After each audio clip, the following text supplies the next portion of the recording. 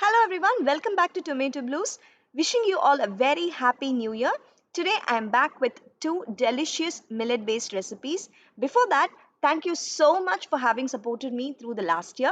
Today I am going to be sharing with you all how to cook millet based pongal using the mealthy multi-pot and the pot and pot method. Basically, we are going to use a pot inside the mealthy multi-pot and cook two different types of pongal. One is the chakra pongal or the sweet pongal, and the other is the ven pongal.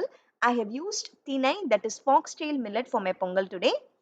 To begin with, let us dry roast a quarter cup of yellow moong dal in a heavy bottomed pan. I'm using a stainless steel pan here, and I'm going to be dry roasting the moong dal for about 2 to 3 minutes on very low flame till it becomes aromatic. There is no need for the dal to become golden or change color. This step is mainly to prevent the moong dal from becoming too gloopy after adding it to the pongal. So now that the dal has been roasted, let us begin cooking the dal and the millet together. So I am adding half a cup of foxtail millet to the roasted moong dal. Foxtail millet is also called as tinai in Tamil. I have washed the millet and the dal mixture thoroughly, and I have added 1.5 cups of water. So for 3/4 cup of millet plus dal mixture, I am adding 1.5 cups of water. I have set it aside, and now I am going to dry roast my second batch of quarter cup of moong dal. Now one batch we are going to be using for our ven pongal, and the other batch we are going to be using for our chakra pongal. I am using the same proportion, that is half a cup of millet and quarter cup of dal for both the sweet and the savory pongal today. So once the dal has roasted, I am again going to add it to a separate pot. It is the same proportion like I mentioned before. Similarly, now let us wash this and let us add 1.5 cups of water. So today what we are going to be doing is we are going to cook just the millet and dal alone for the chakra pongal using the pot and pot method. I'll be using the main mealthy multi-pot to make my ven pongal. To begin with, I'm adding 1.5 tablespoons of ghee. I've turned on the saute mode and set the timer for 10 minutes in my mealthy multi-pot.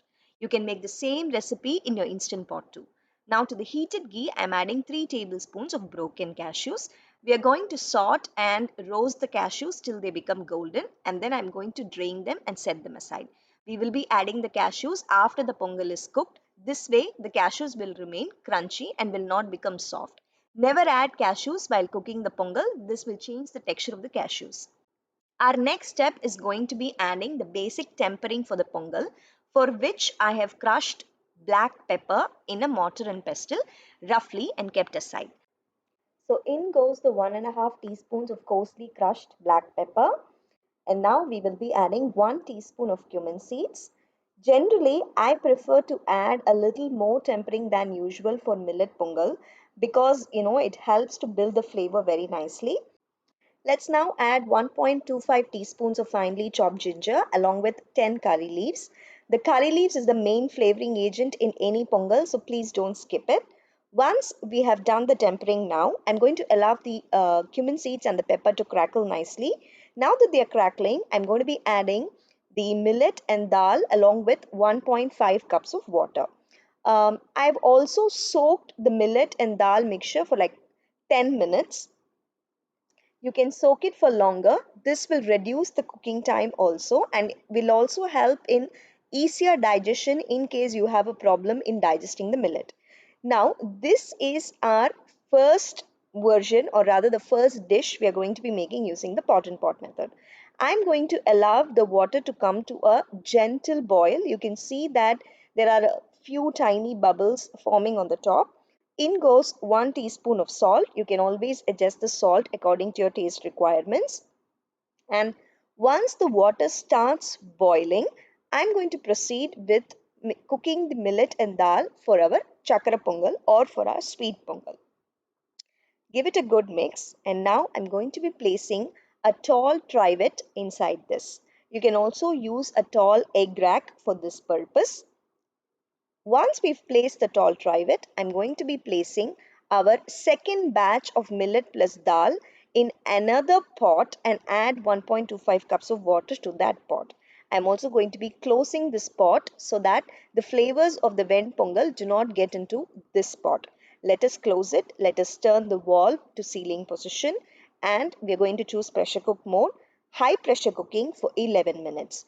And then I'm going to do a natural release pressure today.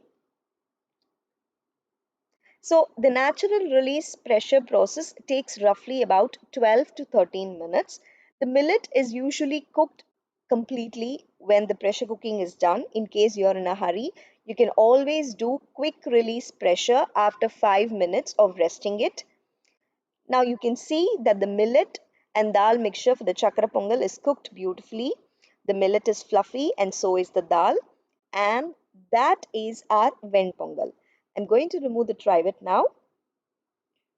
You can get a better look of the cooked millet and dal mixture. So I'm going to go in with a ladle and mash the millet and dal slightly. So it's beautifully cooked. The millet is fluffy. The dal is cooked just to perfection. Now I'm going to be adding the roasted cashews. Like I said, this one step will make sure that you have beautiful textures in your pongal. So never add cashews while pressure cooking your, rice and dal or millet and dal for your pongal. Give it a good mix once you've added roasted cashews, and that's it. Our vent pongal, or rather our thinai vent pongal, is ready. Now let's get started making the thinai chakra pongal. For that, I'm going to be using the regular stove top method. I'm going to go in with a ladle and mash our millet and dal nicely. So this is how it looks. Do not worry if it looks solid. It's okay if it looks solid. We're going to be adding a little water to our jaggery syrup, so that will completely balance the texture and the consistency of the pongal. So once I've mashed the dal and millet, I'm going to go up and heat up a pan with about 2 tablespoons of ghee. To this, I've added 3 crushed green cardamoms, 2 tablespoons of chopped coconut pieces, along with 2 tablespoons of broken cashews. I'm going to be frying all of them till the coconut turns golden and the cashews become golden. Once they become golden, I'm going to be adding 2/3 cup of jaggery powder.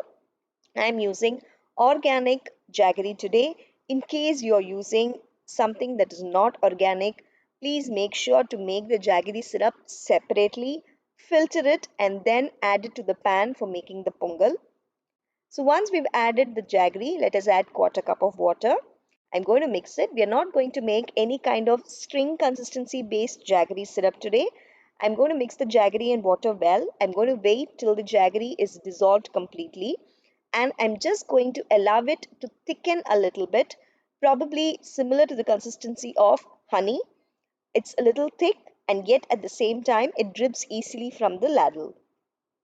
So you can see that the jaggery syrup has thickened. You will also see that a beautiful frothy bubbly layer is formed on the top when the syrup is ready. So this is how it looks. This is the correct perfect consistency for adding our cooked millet and dal mixture. So I'm going to go in and I'm going to be adding our perfectly cooked millet and dal mashed together to the jaggery syrup. So once I've added all of the cooked millet and dal, let's mix all of it together. At this point, you can also add 1 to 2 tablespoons of ghee, but I prefer it to be a little less in ghee because this is already a little heavy with the jaggery and the millet. So I tend to top it with about 2 teaspoons of ghee just before serving.